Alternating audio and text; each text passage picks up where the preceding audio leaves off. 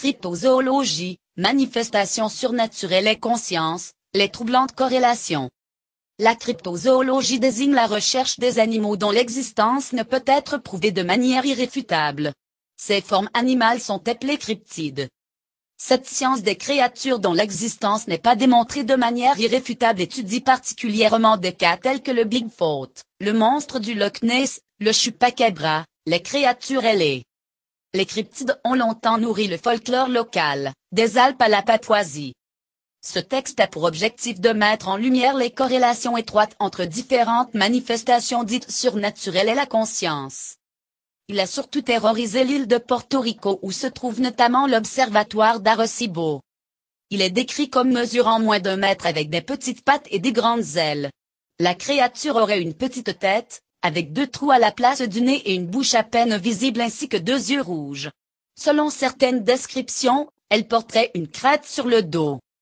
Les tribus congolaises racontent que les voyageurs qui parcourent le fleuve Congo doivent prendre garde aux moques-lambambes.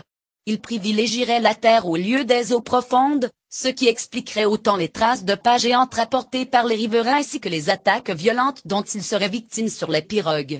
Ils ressembleraient à un dinosaure, le Diplodocus, avec un long cou et de courtes pattes. Un reptile venimeux se cacherait dans les Alpes. Il serait long de 50 à 90 cm, cylindrique et couvert d'écailles. Il provoquerait la mort d'une simple morsure. Ce serpent est réputé agressif dans le folklore local alpin en France, en Suisse ou même en Slovénie. Il porte plusieurs noms différents tels qu'Arassa, l'hindou Urme, Cusca. Il serait pourvu de 2 pattes avant, de griffes, et aucune à l'arrière. De nombreux promeneurs prétendent l'avoir aperçu dans des grottes à flanc de montagne. Ropène, Nouvelle-Guinée. Cet énorme lézard aurait souvent été aperçu en train de survoler la Papouasie-Nouvelle-Guinée, le Ropène. Possédant une envergure d'environ 7 m, il se déplacerait surtout la nuit. On le décrit comme ayant 2 signaux lumineux situés à la base de ses ailes qui lui permettraient, selon certaines théories, d'attirer du poisson. Des légendes papoues affirment que le Ropène descend parfois près des lieux de sépulture afin de se nourrir de chair humaine. Des cryptozoologistes y voient un descendant du ptérosaure, un dinosaure éteint depuis 65 millions d'années. D'autres évoquent plutôt l'hypothèse de la chauve-souris géante. Tsushinoko, Japon. Depuis le 7e siècle, des témoins rapportent avoir aperçu en forêt ce reptile de près de 1 m et capable de bondir d'1 mètre dans les airs, alors que d'autres racontent qu'il se replie parfois sur lui-même en se mordant la queue afin de former un anneau. Il serait surtout présent dans la culture populaire au Japon. The Mothman. L'homme papillon, ou homme phalène, est une créature ailée qui aurait été vue dans plusieurs pays, notamment à Point-Pleasant dans l'État de la Virginie occidentale, aux États-Unis, en 1966. Il est identifié à de nombreuses entités d'aspects similaires, telles que les garudas asiatiques ou les oiseaux tonnerres amérindiens, et ces apparitions sont considérées comme une des formes d'un phénomène mondial comprenant les apparitions mariales et les ovnis. Le Yeti et le Bigfoot, ou Sasquatch. Le Yeti est une créature anthropomorphe du folklore de la région himalayenne, Népal, Inde et Tibet. Il a de nombreux équivalents dans d'autres régions du monde, dont le Bigfoot en Amérique du Nord ou l'Almasty dans le Caucase. Comme pour le Mothman, le grand anthropomorphe velu a souvent été remarqué à proximité de lieux d'observation d'ovnis. S'agit d'un seul et même phénomène qui serait à l'origine de ces manifestations? Constat et point commun, cryptides, ovnis et apparitions mariales.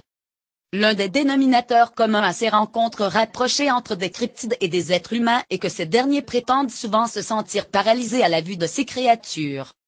Nous retrouvons cet invariant, appelé facteur rose, lors d'observations d'ovnis, apparitions mariales, rencontre du troisième type avec des êtres humanoïdes ou hommes en noir par exemple.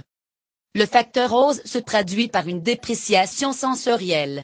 Le témoin, plongé dans un état altéré de conscience, a l'impression d'entrer en contact avec une autre dimension.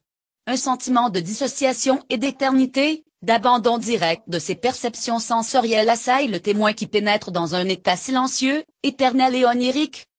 L'environnement du témoin reste néanmoins le même malgré la disparition des personnes aux alentours et une atmosphère étonnante semblerait régner.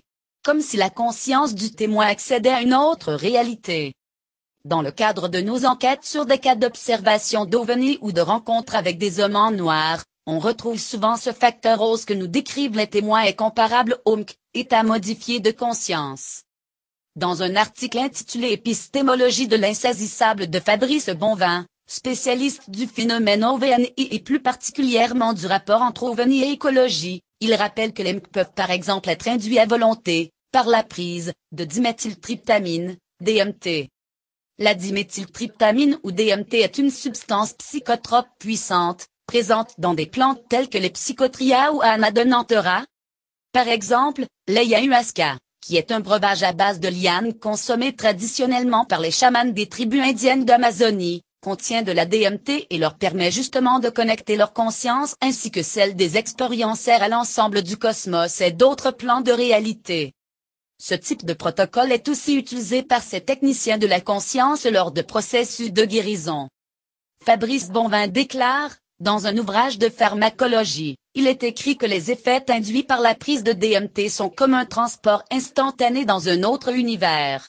Sous influence de DMT, il arrive que des sujets rapportent leurs interactions avec des êtres provenant d'univers parallèles, ce que Trans McKenna appelle en Ecology of Soul.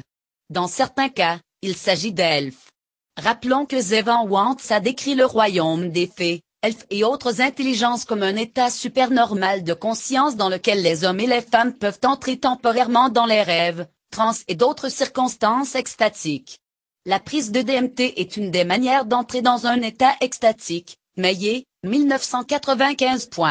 Il rappelle que, non seulement nos images du monde social sont un reflet des événements du monde social, mais les événements même du monde social peuvent être des reflets et des produits de nos images du monde social. Snyder et Swan, 1978, page 160.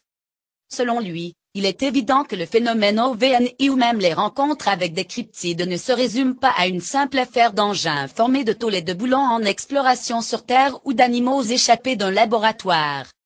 Il ajoute que ces phénomènes relèvent d'une nature extrêmement complexe et que l'on peut donner raison à John Mack quand il écrivait, à propos des enlèvements dits extraterrestres, qu'il est impossible de comprendre, et encore moins d'expliquer, ce genre d'expérience, si l'on s'en tient à la conception habituelle de la réalité. Ces phénomènes semblent se localiser dans une dimension ou plan de réalité qui échappe à notre monde des réalités matérielles. Une certaine ouverture de conscience semble être nécessaire pour les capter. OVNI et conscience, l'inexpliqué au cœur du nouveau paradigme de la physique. 22,00 €. Nous vous proposons justement de découvrir l'excellent ouvrage paru en avril 2015 et intitulé OVNI et conscience. Il traite rigoureusement des aspects relatifs à la conscience. Des contributeurs de renom dans leur domaine y ont notamment participé. Une grande majorité de témoins parfaitement intégrés socialement et sains psychologiquement vivent plusieurs fois dans leur vie d'une panoplie de phénomènes paranormaux différents, OVNI, la Vierge, MIB, cryptides, défunts. Nous retrouvons certaines constantes chez ces expérienceurs qui sont parfois artistes, proches de la nature et de l'environnement, et probablement dotés de niveaux de conscience leur permettant d'accéder plus facilement à ces royaumes de l'invisible. Nous vous proposons de découvrir des extraits inédits de l'interview accordée par le célèbre scientifique Jacques Vallée aux médias OVNI Direct en février 2014 et dont certaines réponses ont un rapport direct ou indirect avec les sujets évoqués précédemment. En quoi la conscience et les OVNI sont-ils reliés? Quel rôle joue la conscience dans les manifestations OVNI? JV, on a longtemps vu les OVNI comme des vaisseaux spatiaux classiques, conformes à la science-fiction des années 40 et 50. Cette interprétation à la vie dure, en France en particulier, où les récentes percées de la parapsychologie sont mal connues, on considère les effets psychiques rapportés par les témoins soit comme des preuves de faiblesse mentale, soit comme des effets électromagnétiques secondaires et accidentels. Pourtant, au fur et à mesure que la documentation s'améliore, on découvre que les aspects physiques du phénomène sont aussi négociables que ses effets psychiques, tout se passe comme s'il prenait le contrôle d'une zone donnée, y compris les perceptions des témoins.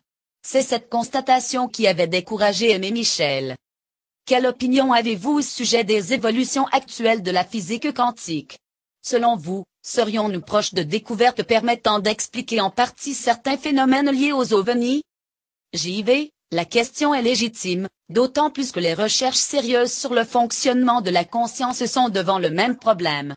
À partir du principe de non-localité, on doit se demander si la pensée ne se transmet pas instantanément, plutôt que par ondes électromagnétiques, comme dans les recherches soviétiques de la période 1930-1940 ou les travaux des scientifiques français et anglais du début du dernier siècle avec la radio mentale.